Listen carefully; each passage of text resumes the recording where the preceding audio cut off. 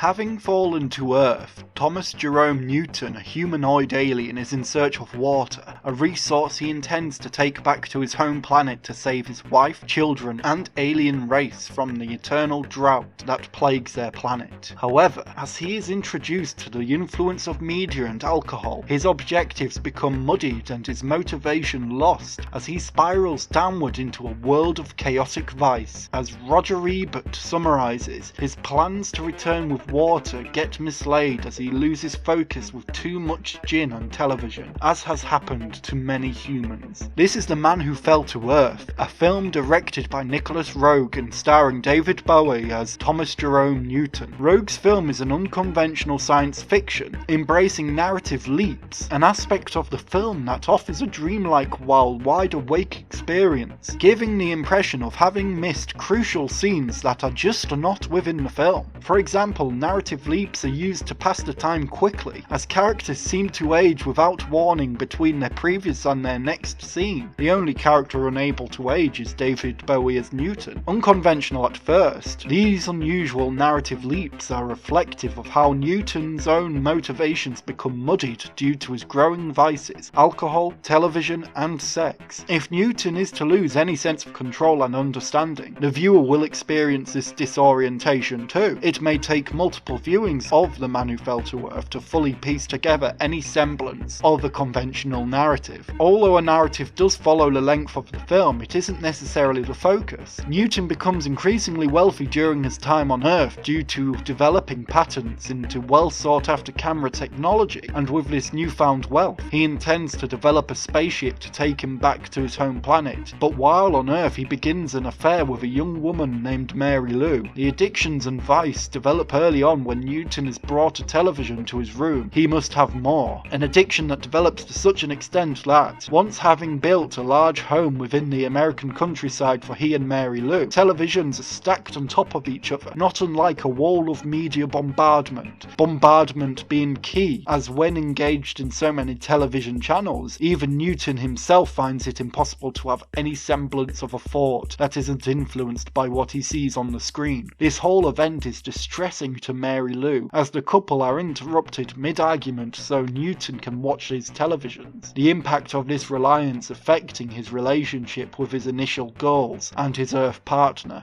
As Roger Ebert earlier stated, this isn't an unfamiliar idea. The wall of televisions is an exaggerated, hyperbolic image, but is understandable when considering television addiction's real impact. If a hyper-intelligent being is impacted in this way, what are the effects on humanity? Television in moderation is a good thing, as it can inform, entertain, and educate, but excessive reliance can lead to further procrastination over goals, chores, motivations that truly matter. Newton's vices have very understandable consequences. As the narrative leaps forward and Newton becomes more influenced, more dependent on television and alcohol, Newton's memories of his home planet become slowly corrupted. A sequence illustrates that within Newton's own memory, an alien viewing a holographic image of an advertisement is depicted. The advertisement promoting Newton's own company, and which Newton himself has seen, but thoughts of the advertisement suggest a corruption of memory, as he is also depicted starring within the advert. The film embraces the hyperbolic. As Newton is influenced by television, he is finding it difficult to separate the fiction on the screen and the realities he was once motivated by to improve. His goal of finding water for his home planet has gone out of the figurative window. Initially won over by the resource many of us take for granted, Newton has been weaned away from it, and at this point exclusively drinks gin and tonics. Towards the end of the film, having experienced thorough examination by numerous doctors, and having tested the limits of his own intoxications, Mary Lou suggests that Newton surely wouldn't want to leave Earth as the two play table tennis. Sure, Newton has family on his planet, but they're likely dead, she morbidly suggests. What's back on his home planet that isn't on Earth? If Newton's motivation to return home wasn't dead before, it is now. Why return to his home planet with water if his family is dead and he's already succumbed to the comforts of earthly vices? Newton releases an album, recordings of messages in the hopes of contacting his home planet, an action that is reflective of David Bowie's career as a singer-songwriter, having explored themes of celestial and alien beings beings previously with classic tracks such as Space Oddity and Starman. Much of the film is reflective of David Bowie's experience with addiction. Throughout the film, David Bowie is often thin, and as David Gritton states for The Telegraph, he was using cocaine heavily, 10 grams a day by his own admission, and was in a fragile state. The drugs gave him a blank, alienated look and emaciated features. David Bowie's own experience with drugs is reflective of Newton's own experience with addiction. Under the influence of cocaine, Bowie's performance is truly extraterrestrial. His glances and stares are otherworldly, yet the film discovers something truly human. No matter what form it takes, we all lose direction under addiction. In conclusion, Nicolas Roeg's The Man Who Fell to Earth, despite being an unconventional science fiction film and implementing unusual leaps in narrative to cover a large timescale within a running time just over 2 hours, finds an incredibly human and sobering truth about vice and addiction, and how they can distract from the initial objective at hand. Newton, becoming influenced by television, alcohol, and sex, loses any motivation and hope of succeeding in the goal he once came to Earth to achieve, now destined to eternally wander Earth with an infinite wealth, without aging, but having failed in his initial aim.